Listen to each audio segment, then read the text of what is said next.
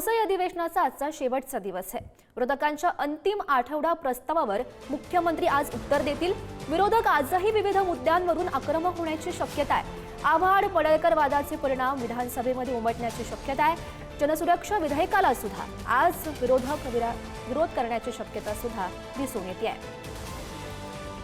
आणि या संदर्भात अधिकची माहिती जाणून घेऊयात। आमच्या प्रतिनिधी शिल्पा सध्या आपल्यासोबत आहेत। शिल्पा, आपण बघू शकतो पावसाळी अधिवेशनाचा शेवटचा दिवस, आज नेमकं काय घडू शकतं?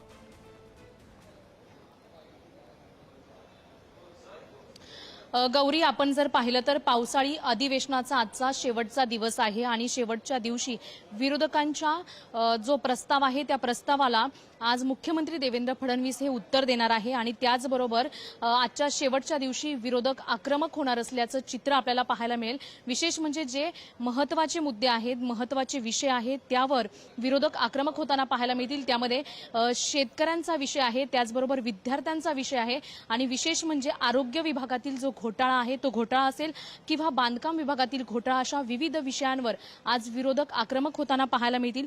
त्याचबरोबर जनसुरक्षा विधेयक जे आहे त्या विधेयकावर देखील विरोधकांकडून आक्रमक पवित्रा उचलला जाणार असल्याची माहिती मिळते आणि तसं चित्र देखील आपल्याला दोन्ही सभागृह आणि परिषदेमध्ये पाहायला मिळेल।